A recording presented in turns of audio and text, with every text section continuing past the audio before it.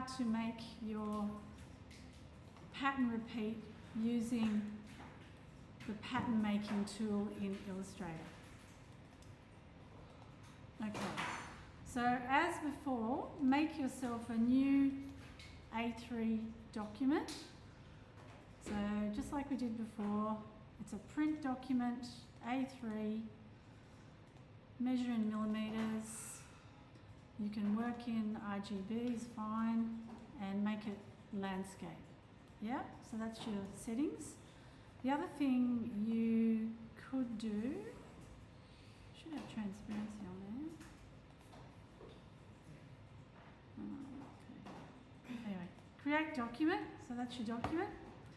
And when you're ready, place your little arrangement of figures in. So, as we said before, you need, I've just got to find my little bear again. Where'd my bear go? Little bear, little triadic bear. I'm putting my little triadic bear in. And the first step, as before, is to go to Window, Links. You really need to do this first before you do any repeating. And then embed the image. Say OK to that, and now we have an embedded image to start to make what's called a pattern swatch with. So you will need your window swatches open because you're going to see your pattern swatch. I'll just turn those off, just the default swatches. This one. So you can see there's already a couple of swatches there, already some default patterns. So what we're doing is making our own one. So for this, get your little group, which is like the first unit of the pattern organised. Now that might be because you're going to use any of the tools you've learnt. So you might, set up a little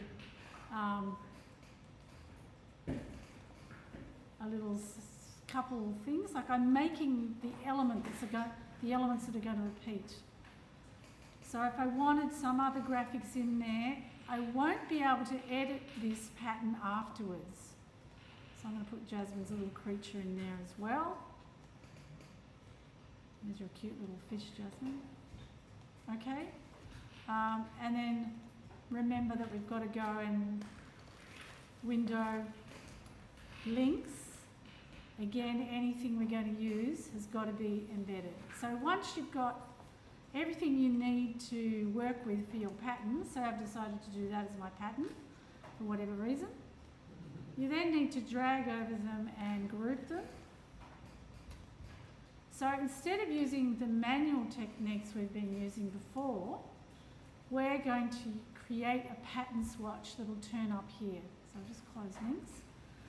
So to do that, you've got to have the object selected. Then you can go to the Object menu, Pattern, Make. Now we're making a swatch. We're not making the actual pattern yet. So Object menu, Pattern, Make.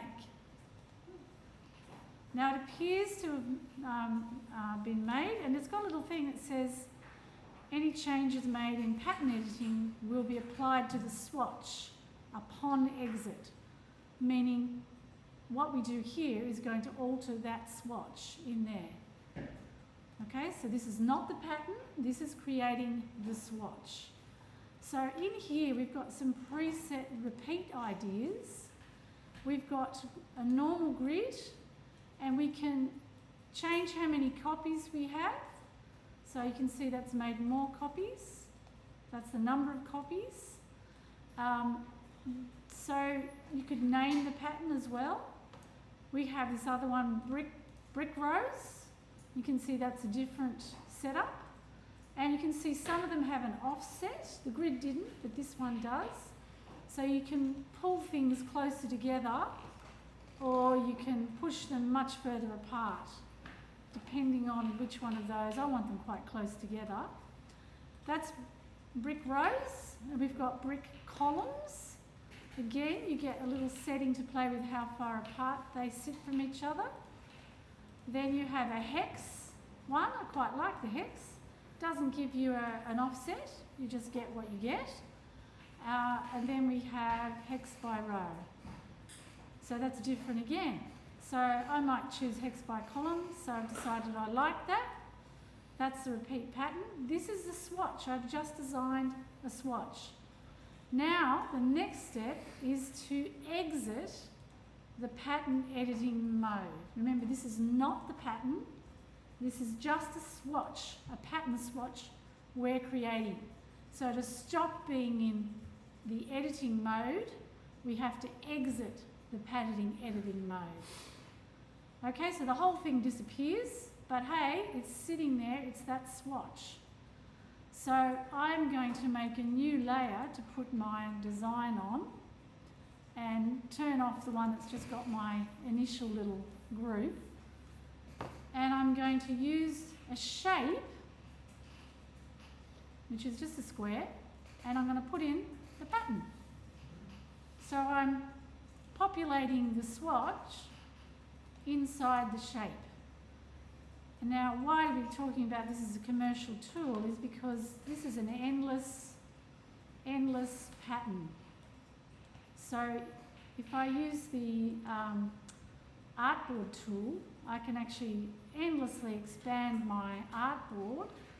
So if this was a roll of fabric with a print on it that I wanted to do, I could extend this right across, or as in the job you've been given, it's a long roll of wrapping paper.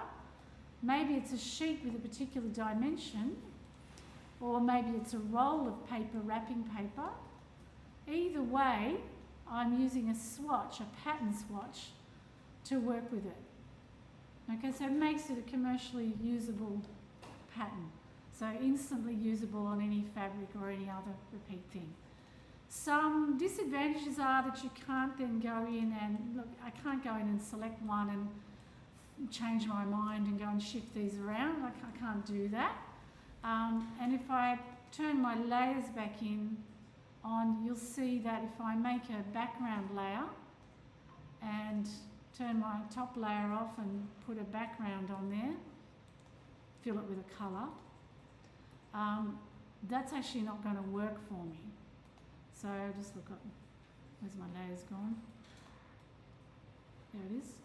So when I turn the pattern back on, well, that is working okay. So that's good, okay? So we are able to still put our background on. If you can't, you might want to go and check that you are, a couple of people got stuck in the last class. They probably had a white box behind their creature. So you've got to make sure that you're bringing in your Photoshop file completely chopped out and on a transparent background, or you won't be able to do this. But similar to what we did this morning, you can customise that background and have a lot of fun with it because that's sitting on its own layer, and you can edit that at will and change it to whatever pattern colour you want, whatever combination. Now obviously I'm doing this very randomly. You should be doing it with your customer in mind and the occasion on mind. So you did all that colour theory in your research to think about what colours mean, what they communicate. So I can completely change the way that feels if I go for those lighter shades, and now it could be a baby shower, yeah? But when I do those stronger, much more contrasting colours, it doesn't feel like that. It maybe could work for an older child's birthday party, maybe now. It doesn't feel like baby shower anymore. Yes, so your colours, think about the occasion. If it's an engagement, that's it's still fun, but it's a slightly more formal occasion. Graduations are too. Halloween has a particular set of colours. We know it's going to be oranges and blacks and darker tonality. And we know the same thing about Christmas. It's got Christmassy, a lot of reds and greens at particular hues that are going to make it feel Christmassy. So think about your colours as you're picking them. And when you're happy with it, again, you're going to save this and call it pattern 3.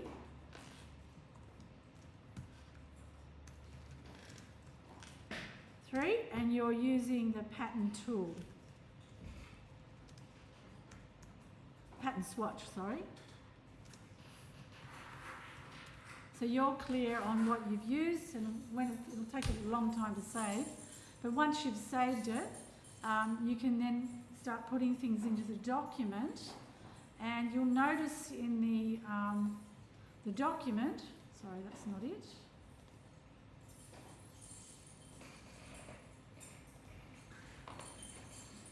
Can I open it?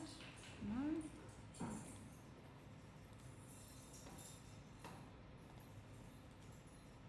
Okay, so in the document, right down here, after you've done all this, what you're doing is you've got a number of tools now. It says insert at least 6 variations using different patterns and colours. Include some patterns using the rotate tool as well as other patterns using the repetition of one or more motifs. So I said the reflect tool as well as any other techniques or combinations of them. So before you create a pattern swatch, you might want to rotate elements to create the unit that you're going to copy with. So you can use a mixture of rotate, reflect, different colours, and when you've done that, so you can see there's even a gradient background on that one, a number of different ones, and then you've got to choose one that you think most suits your audience. So you are going to be showing that to other people. Now right back here at the beginning, you were supposed to define who you were developing it for. Okay, so you should have a definition. I'm not sure this student has, which is probably why they had to resubmit.